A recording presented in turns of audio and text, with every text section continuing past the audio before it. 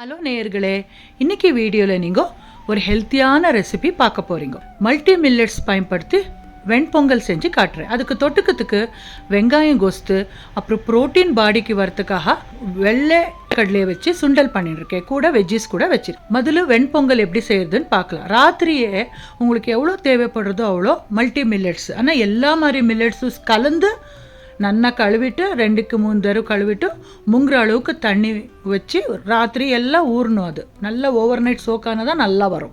அது கூட ஒரு அரை கிளாஸ் பைத்தம் பருப்பு ஒன்றும் ராத்திரியெல்லாம் சோக் பண்ணுறது தேவையில்லை. காலையில் பிரேக்ஃபாஸ்ட் செய்கிறதுக்கு ஒரு 10 நிமிஷம் முன்னே நினச்சாக்கா போதும். எப்படி செய்கிறதுன்னு பார்க்கலாமா?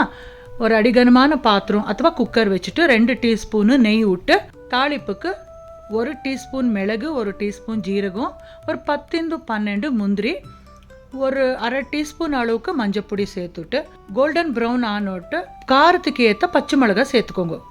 பச்சை மிளகாலாம் உங்களோட விருப்பம், எவ்வளோ காரம் சாப்பிட்றீங்களோ அவ்வளோ நீங்கள் சேர்த்துக்கலாம். நான் இங்கே ஸ்லிட் பண்ணி சேர்த்துருக்கேன். அப்புறம் ஒரு துண்டு இஞ்சி சேர்த்து கருவேப்பிலை சேர்த்து நல்லா ஒரு ரவுண்டு ஃப்ரை பண்ணணும். அப்புறமா நாங்கள் ஊற வச்சுருக்கோம் இல்லையா மல்டி மில்லட்ஸ், அதை சேர்த்துட்டு அரை கப்பு பாசிப்பருப்பு கூட சேர்த்துட்டு ஒரு ரவுண்ட் நல்லா ஃப்ரை பண்ணுங்க. அப்புறமா தேவைக்கு எவ்வளோ வேணுமோ அவ்வளோ உப்பு சேர்த்துட்டு ஒரு அரை கைப்பிடி அளவுக்கு அथवा ஒரு கைப்பிடி அளவு ஃபுல்லு தேங்காய் துருவல் ஃப்ரெஷ்ஷாக துருவிந்தால் ரொம்ப நல்லாயிருக்கும் சேர்த்துட்டு, அப்புறம் கொத்தமல்லி தழையை கூட இப்போவே சேர்த்துடுங்க. எல்லாமே ஃபுல் சேர்த்துட்டு தான் குக்கர் விசில் வைக்கணும். 1க்கு 4 தண்ணி. ஆனால் 1 கப்பு நீங்கள் மில்லட்ஸ் எடுத்துட்டாக்கா 4 கப் அளவுக்கு தண்ணி போட்டாக்கா நல்லா சாஃப்டாக வெந்து வரும். சூப்பராக இருக்கும். வெண்பொங்கல் எப்படி இருக்குதுன்னு எல்லாருக்குமே தெரியும் இல்லையா?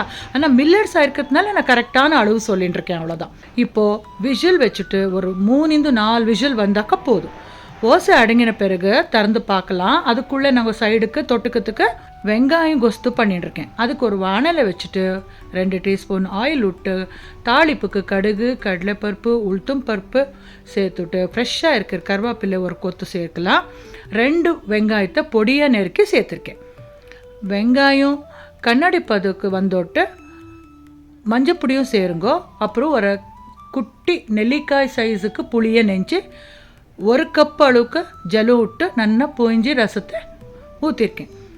இப்போ கொதி வந்த உடனே தேவைப்படுற உப்பு சேர்த்துட்டு சாத்தமுது மிளகா பொடி சேர்க்கணும்.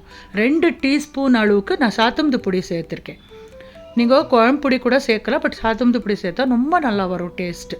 அப்புறம் ஒரு அரை டீஸ்பூன் அளவுக்கு வெள்ளை பவுட்ரு சேர்த்துட்டு ஃப்ரெஷ்ஷாக இருக்கிற கருவேப்பிலை கொத்தமல்லி தழை சேர்த்துட்டு கொச்ச உடனே அடுப்பு ஆஃப் பண்ண வேண்டியது, அவ்வளோதான்.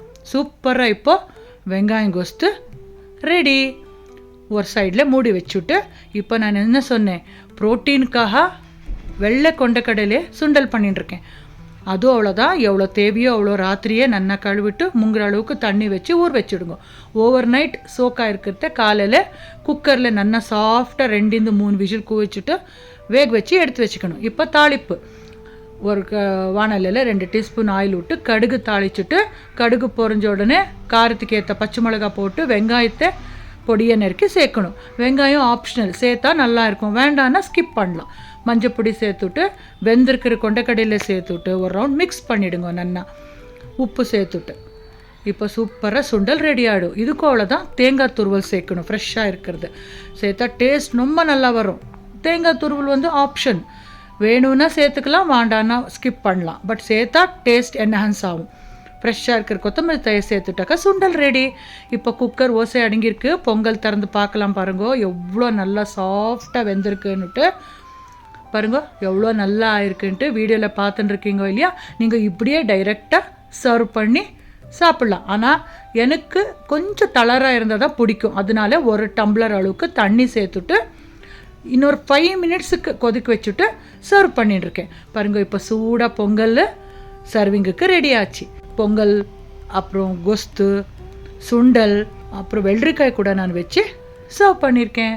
வெஜிடபிள்ஸ்லேயே இதே அதுன்ட்டு இல்லை, எது வேணுமானாலும் நீங்கள் கேரட்டு, பீட்ரூட்டு எல்லாம் வச்சுட்டு சாப்பிட்லாம். ஹெல்த்தியாக எப்போவும் முடிஞ்ச அளவுக்கு ஹெல்த்தியாக சாப்பிட்ணும், ஆரோக்கியமாக இருக்கலாம், ஆரோக்கியமாக சாப்பிட்லாம். இந்த மாதிரி ஹெல்த்தி ஃபுட்டுக்கு என் சேனலில் ஃபாலோ பண்ணிட்டு பாருங்கோ. டேக் கேர், பாய்.